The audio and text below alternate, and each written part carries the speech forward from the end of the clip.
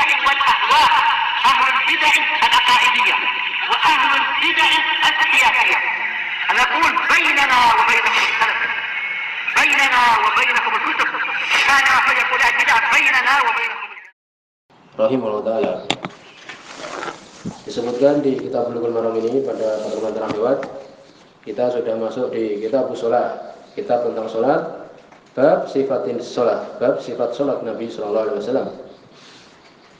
Disebutkan pada pertemuan terakhir bahwa Nabi Sallallahu Alaihi Wasallam ketika beliau menjumpai ayat rahmat, beliau meminta kepada Allah rahmat, meminta surga. Demikian juga ketika bertemu dengan ayat yang di situ ada adab, beliau berlindung pada Allah Subhanahu wa taala darinya. Tetapi disebutkan hal tersebut ketika apa? Ketika nafilah, ketika sholat sunnah, sholat tarawih, sholat tahajud, dan semisalnya. Adapun sholat wajib tidak. Demikian yang wajib. Kemudian kita masih pembahasan tentang Nabi melarang an aqra al-Qur'an raki'an aw sajidan. Nabi melarang untuk membaca Al-Qur'an, ya. Nabi SAW beliau pun dilarang untuk membaca Al-Quran ketika rukuk, demikian juga ketika sujud. Lalu bagaimana umpamanya doa Rabbana atina fid dunya hasanah wa fil akhirati hasanah wa qina adzabannar, ditambahi di situ Allahumma Rabbana atina fid dunya hasanah ketika sujud boleh. Sebagaimana dilakukan oleh Nabi SAW. Paham ya? Jadi ditambahi. Adapun kalau persis dalam Al-Quran maka tidak boleh. Demikian juga mungkin Allahumma firli wa liwalidayya warhamhuma kama rabbayani shaghira. Demikian. Kemudian disebutkan zikir ketika rukuk dan sujud itu adalah wajib. Kalau ditinggalkan maka batal sholatnya. Ditinggalkan dengan sengaja batal sholatnya. Lalu bagaimana kalau tidak hafal di situ zikir yang ada di situ? Maka kita sebutkan yang bisa mencukupi yaitu tasbih. Subhanallah, subhanallah, subhanallah. Maka ini cukup. Kalau kita lupa membaca zikir ketika sujud, ketika rukuk, maka kita hendaknya sujud sahwi. Kemudian doa fi rukuk, doa ketika rukuk, ya, maka itu adalah istihbab, disukai. Boleh. Ya.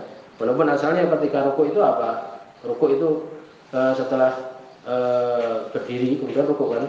Asalnya adalah apa? Mengagungkan Allah Subhanahu wa taala. Subhana rabbil azim. Demikian. Tapi boleh kita berdoa di situ. Sebagaimana perbuatan Nabi sallallahu alaihi wasallam. Kemudian juga membaca Al-Quran ketika rukuk dan sujud, maka jelas itu adalah larangan, tidak boleh. Ya, bahwa itu adalah larangan.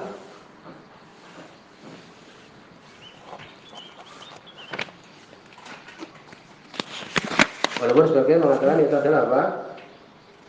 Adalah makruh. Ya, sebagian mengatakan makruh. Tapi yang lebih aman adalah kita meninggalkan membaca Al-Quran, ya, ketika apa? Ketika rukuk. Walaupun sebagian bahwa itu adalah makruh saja. Kemudian, apakah makruhnya ini adalah haram? Iya, yang benar adalah itu adalah haram. Berikutnya hadis nomor 286. Hadis muttafaqun alaih. Wa an Abi Hurairah radhiyallahu anhu, dari sahabat Abu Hurairah radhiyallahu anhu, qala, beliau mengatakan, karena Rasulullah SAW adalah Rasul SAW idza qama ila shalah, ketika beliau berdiri untuk salat, yukabbir, bertakbir. Apa namanya ini? Takbiratul ihram. Ya, ini membuka salat dengan takbiratul ihram. Hina yakum, ketika beliau berdiri. Tsumma yukabbir hina yarka. Kemudian beliau takbir lagi ketika rukuk. Jadi ketika rukuk itu takbir. Tsumma yaqul, kemudian berdiri dari rukuk mengatakan sami Allahu liman hamidah. Allah mendengar orang yang memujinya. Hina yarfa'u sulbahu, ketika mengangkat punggungnya minar rukuk, dari rukuk. Ya, tulang punggungnya itu diangkat. Mengucapkan ini, sami Allahu liman hamidah. Tsumma yaqulu wa huwa qa'im, kemudian beliau mengatakan dalam keadaan berdiri, Rabbana walakal hamdu. Ya. Jadi kalimat Rabbana walakal hamdu diucapkan oleh imam dan makmum. Adapun kita mengucapkan Rabbana walakal hamdu saja. Makmum, ya. Adapun salat sendirian mengucapkan sami Allahu liman hamidah, Rabbana walakal hamdu. Tsumma yukabbiru hina yahwi sajidan, kemudian bertakbir ketika ingin sujud. Tsumma yukabbir hina yarfa' ra'sahu, kemudian takbir ketika mengangkat kepalanya dari sujud. Tsumma yukabbir hina yasjud, kemudian takbir ketika mau sujud lagi. Tsumma yukabbir hina yarfa', kemudian takbir lagi ketika naik. Tsumma yaf'alu dzalika fi shalah kulliha. Kemudian beliau melakukan itu semua di salat semuanya itu, setiap rakaat seperti itu. Wa yukabbir hina yaqum min isnataini ba'da julus, dan beliau takbir ketika berdiri dari 2 rakaat ya. Kedua yakni 2 rakaat ba'da julus, setelah duduk. Yakni setelah tahiyat awal kemudian berdiri ke rakaat yang ketiga mengucapkan Allahu Akbar, minta boleh. Paham ya? Demikian. Lalu bagaimana hukum takbirat al-intiqal? Takbir bukan takbiratul ihram. Takbiratul ihram rukun. Sekarang takbir intiqal perpindahan dari berdiri mau rukuk. Demikian dari sujud mau berdiri. Nah, bagaimana hukumnya ini intiqal ini? Terjadi perselisihan. Jumhur mengatakan sunnah saja, tidak batal salatnya. Tetapi yang rajih wallahu alam, pendapat Imam Ahmad, demikian juga yang lainnya, bahwa itu adalah wajib mantaro kaham dan batal sholatnya, meninggalkannya secara sengaja batal sholatnya. Paham ya? Jadi kalau tidak bilang Allahu Akbar ketika mau rukuk itu sengaja sholatnya batal. Dalilnya adalah apa? Shollu kama ra'aitumuni usolli, sholatlah sebagaimana kalian melihat aku sholat. Paham? Demikian. Walaupun jumhur mengatakan apa? Itu sunnah saja. Tapi kita berpendapat itu adalah wajib, kalau ditinggalkan batal. Bagaimana kalau tidak sengaja? Sujud sahwi. Ya. Kemudian ketika apa? Ketika habis rukuk itu, bagaimana yang dilakukan imam? Sebutkan bahwa imam adalah mengumpulkan. Hadis yang tadi kita baca menyebutkan bahwa al-imam yajma'u baina tasmi' wa tahmid. Imam itu mengumpulkan antara sami Allahu liman hamidah dan tahmid, Rabbana walakal hamdu. Paham ya ini? Adapun untuk makmum, maka dia mengatakan mulai Rabbana walakal hamdu. Ya. Jadi cukup mengatakan Rabbana walakal hamdu. Bagaimana kaifiyah tahmidnya itu? Tadi kita sebutkan Rabbana walakal hamdu atau Allahumma Rabbana walakal hamdu atau yang semisalnya. Kemudian kapan itu mengucapkannya? Ya, mengucapkannya adalah yaitu setelah i'tidal, ketika berdiri itu. Mengucapkan Rabbana walakal hamdu itu ketika i'tidal. Adapun ketika berdiri dari rukuk mengucapkan sami Allahu liman hamidah, ketika salat sendiri atau imam. Sami Allahu liman hamidah.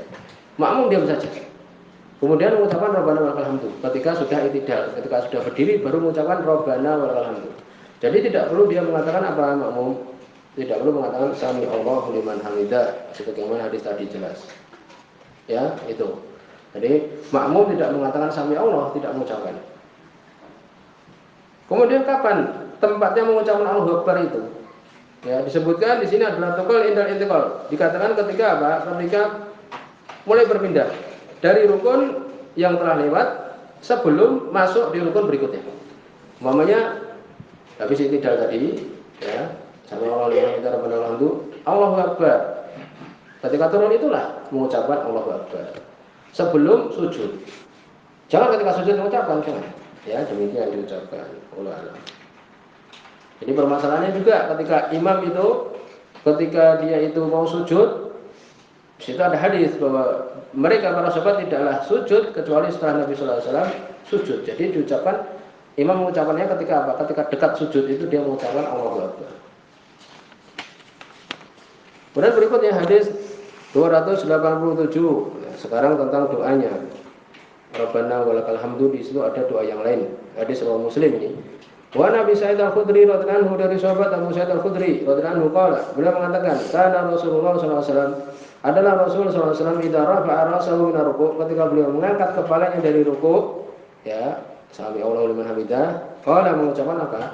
Allahumma rabbana lakal hamdu mil'as samawati wa mil'al ardi atau wal ardi.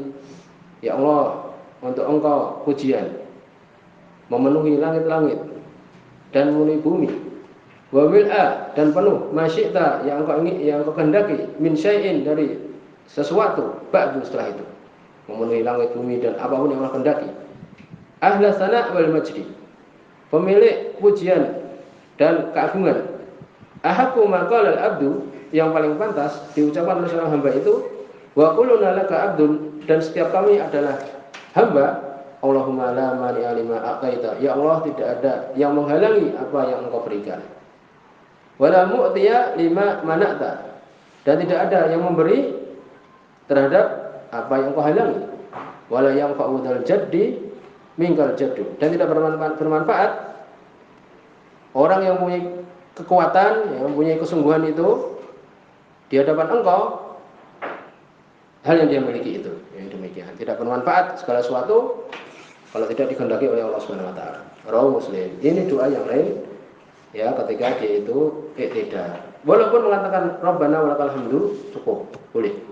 Atau Rabbana walakal hamdu hamdan katsiran thayyiban barakan fi, boleh. Demikian sebagaimana zikir-zikir yang lain.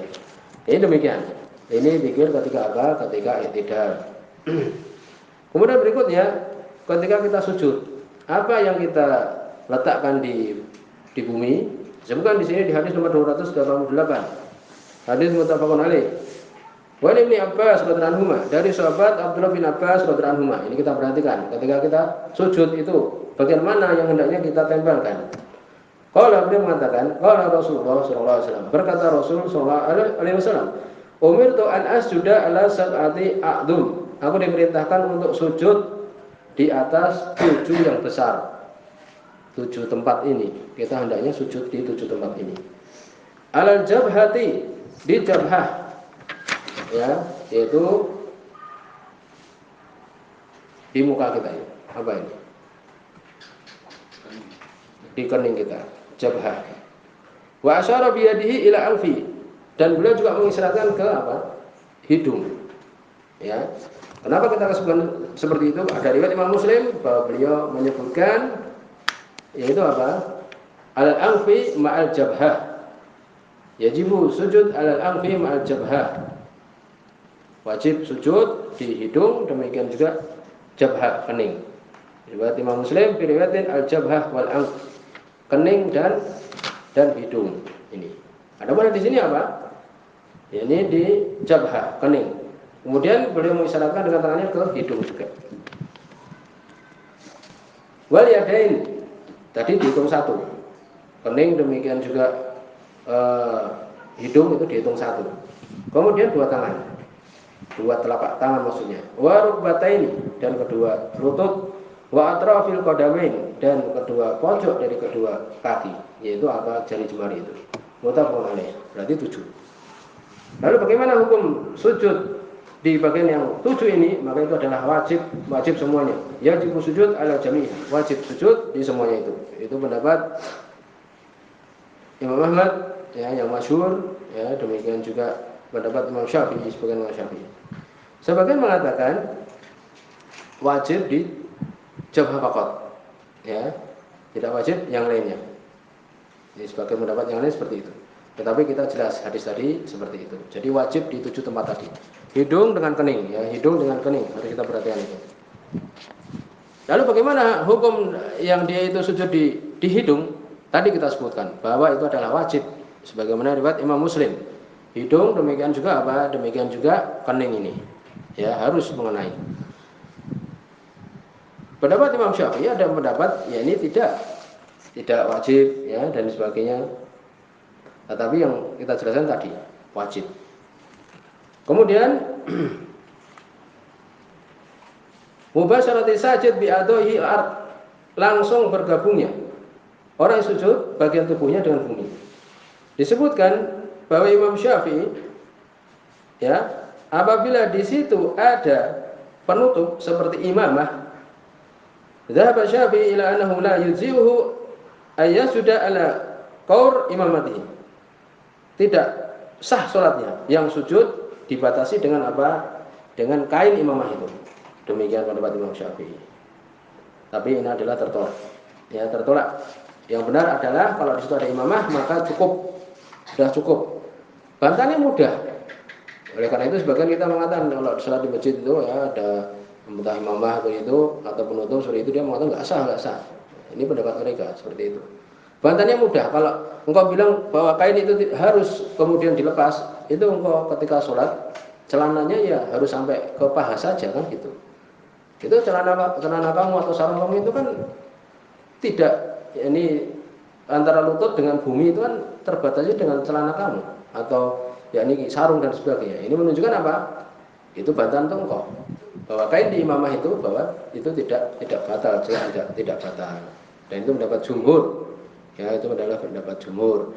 Bahkan di situ ada hadis Anas bin Malik radhiyallahu anhu, ya, muttafaqun alaih, kunna nusolli ma'an nabi. Kami salat bersama Nabi. Kemudian yad'u ahaduna, salah seorang kami meletakkan tarfa thawb, pojok dari bajunya itu min syiddatil har, dari panas yang sangat, fi makani sujud, di tempat sujud, fa yasjudu alaih, kemudian sujud padanya. Paham ya? Berarti ada di situ apa? Pembatas antara kuliah itu pakaian karena sangat panas, jelas sekali. Di sini subhanallah wa bihamdika, asyhadu an la ilaha illa anta, astaghfiruka wa atubu ilaik.